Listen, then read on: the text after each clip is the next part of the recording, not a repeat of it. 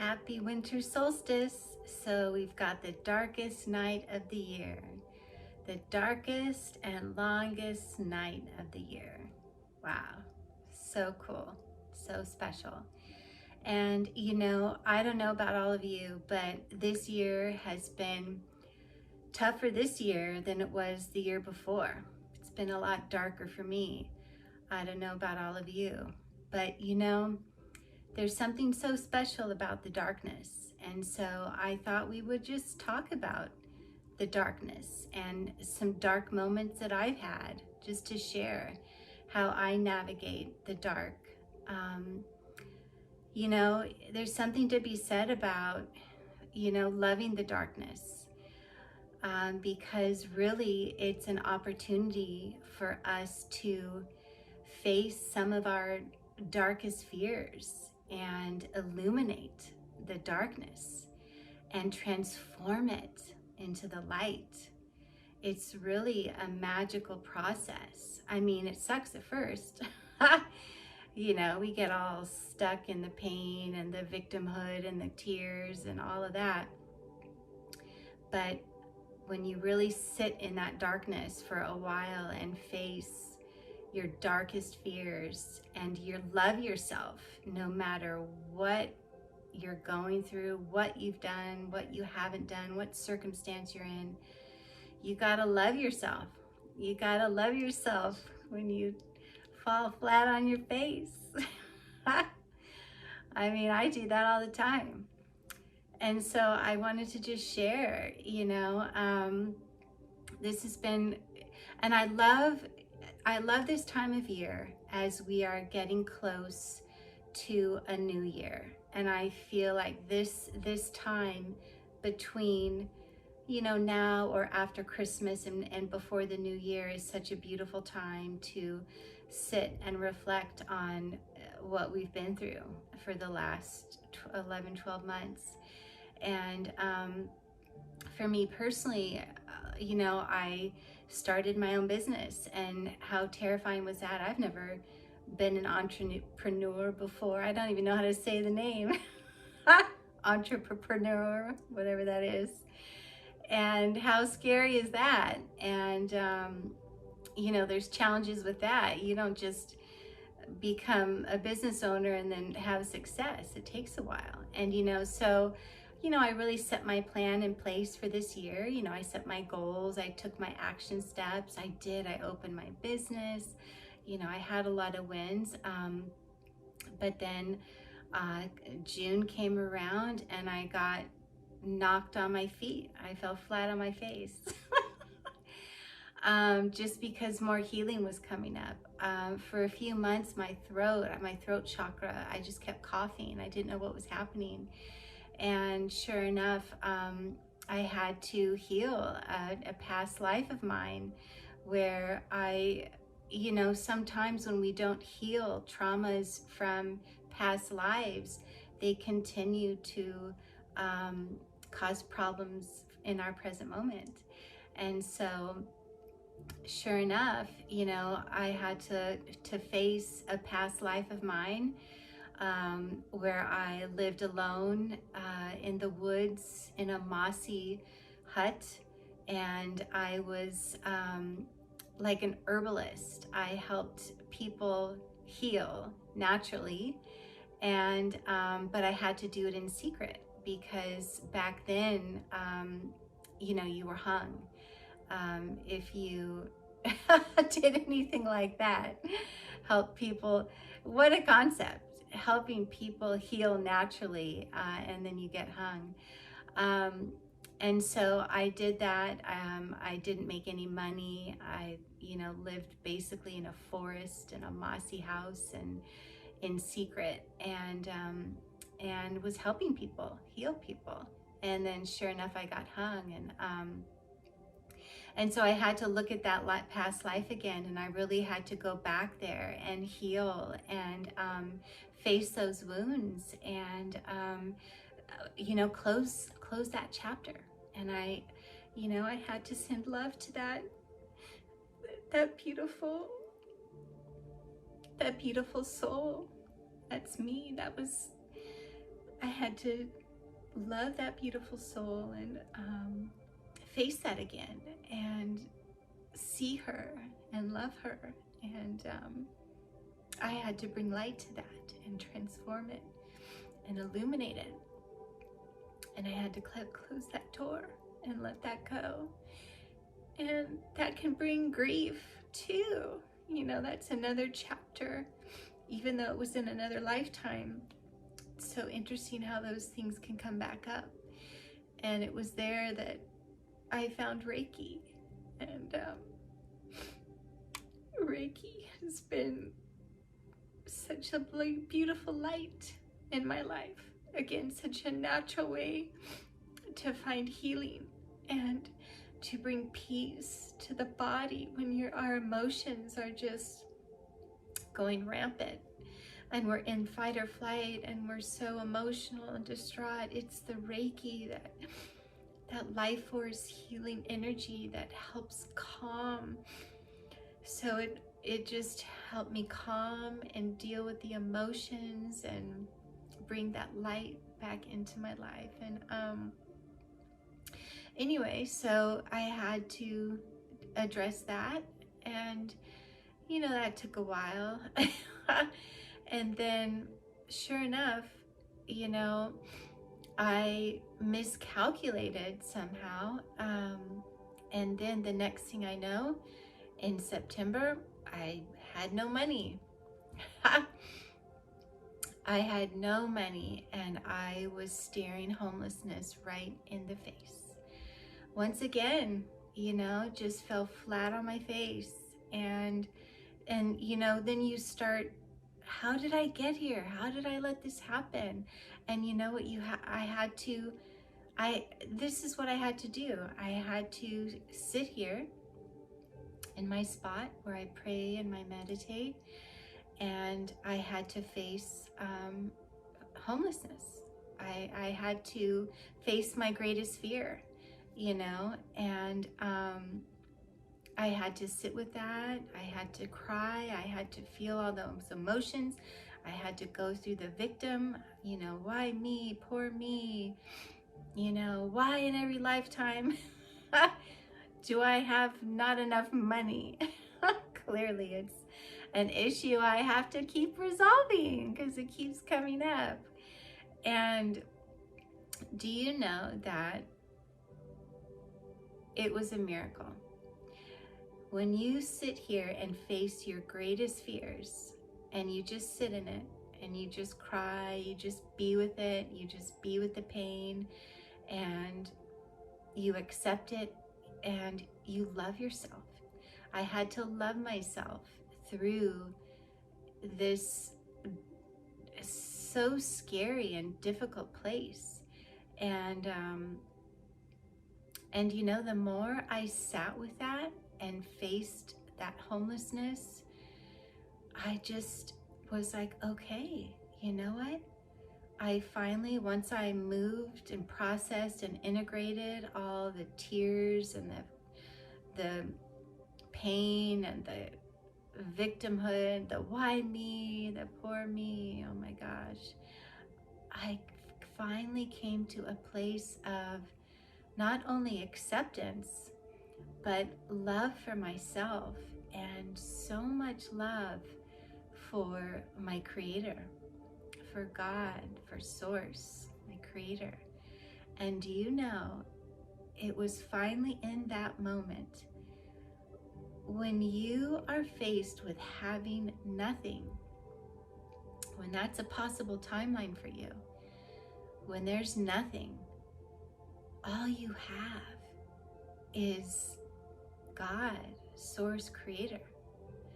And it was such a revelation for me that yes, you know, in this life, in this earthly human earth school existence, there's all this material stuff and distractions, but you know what? In a snap of the finger, you can lose everything. Your whole life that you've known can be completely pulled out from under you and you're left with nothing. But you know what? In that nothingness comes liberation. And that's what I discovered. I was like, okay, God, you know, if I'm supposed to be homeless now, let's do it. Let's roll. That'll be a really great experience for me to have, because then I can have such deep compassion for all those people out there who are homeless and who have lost everything. And suddenly that just unites you with everyone. You learn how united we are, how connected we are, how, you know, when my brother or sister is homeless, I feel that, you know. And so I faced that, and I was so liberated. I was like, wow, you know what? Being homeless, I don't have to worry about paying bills. I have nothing. And suddenly I was like, you know what? That's kind of a nice idea. And it was in that darkest moment, the most painful, scariest moment, because my whole life I'm like, I have, you know, especially as a single mom, like, am I gonna have enough? Am I gonna have enough? And suddenly, you know what? When there's nothing, you have everything, because you have God, source, creator. And then miracles can happen, and guidance can happen. And that's what happened to me in September. I had to face the homelessness situation, and then I was like, well, you know, let me see if I can turn this around and you know, put some action steps into place to maybe see if I don't have to be homeless. And I'm like, okay, let me try that, see how that works out. And then when I was looking for a job, I got scammed. So I lost all my money, and then I found a remote job online who turned out to be scammers. And so then they took $2,400 from me. So not only did I not have any money, I was negative $2,400. And I thought, wow, well, you know, this can't get any worse. And then my grandma died. And so it was a dark time. It was, you know, definitely a very dark time, another dark night of the soul, you know. And I've had many of those in my life, like many of you. And it's just those times when you hit rock bottom and it's so dark, that's when you notice your power, because that's when the warrior comes up, and then you start to rise. And so that's what happened. And it, you know, it took a few months. So after, you know, then I finally did get a beautiful job with people who's just vibrating at my level, and so grateful. So out of all that difficulty, then I found a beautiful place where I'm so comfortable and I love them, and so grateful to be of service to them. And you know, things didn't go as I planned. I thought, oh my gosh, you know, I'm opening my business, I'm gonna, you know, do that.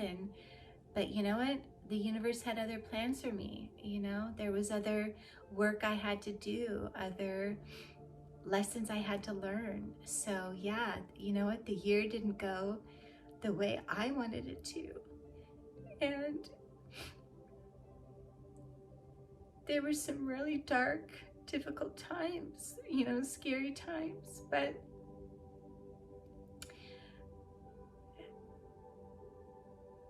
the reason why we are here on earth is to awaken to the fact that God, source, creator, created us. And in that creation, we have a piece of God, source, creator within us. And so all of this darkness, everything that everybody is going through, These are those opportunities to awaken to your relationship with your God, your source creator, your central sun, whoever, fill in the blank. That's the only reason why we are here. Oh my gosh. It is to awaken to our divinity and our power, and that we all have light within us. And it's through those darkest, difficult times where you're flat on your face, where you don't know what to do. You just have to keep praying. You have to keep sitting in it and sitting in that darkness and going within until you find that light and that truth within you that helps you move yourself forward and move yourself back to your connection with your creator. So I just wanted to share a little bit about what I've gone through with all of you, because we all have gone through so much darkness, but this is how we rise. And there is still joy here on this earth. And so if you can just work through that pain, feel all those feelings, integrate everything, and then start to rise, because you are so powerful and beautiful and strong, and your light is within. And so you just tune into that inner light, and that's what guides you through the darkness. And of course, the light from God, source creator, is also with you, guiding you through those darkest times, carrying you through. For sure. We've all had to be carried through this last year or two. We've all had dark nights of the soul. And so on this darkest night, I just wanted to remind all of you to don't be afraid of the darkness. There are so many blessings in the darkness, but you have to turn within you and turn within your light and your truth and your strength and your power and your personal connection to your God, your source, your creator. And this is how you rise. And this is how you awaken to your divinity, your power and your strength. And then you can shine your light for others and help others through their difficult time. So on this darkest night, this is a holy, holy night. There is so much magic, and there is so much joy and abundance and blessings and miracles. So just remember that every darkness brings a breakthrough and helps you awaken to a new truth that you need to learn and awaken to. So turn within your beautiful soul's light on this darkest night, and your soul will shine the way and help you get back home, get you home to that joy and that peace, and that love and the light that is within you always. So I'm sending you all so much love, light, the highest Reiki blessings on this darkest and holy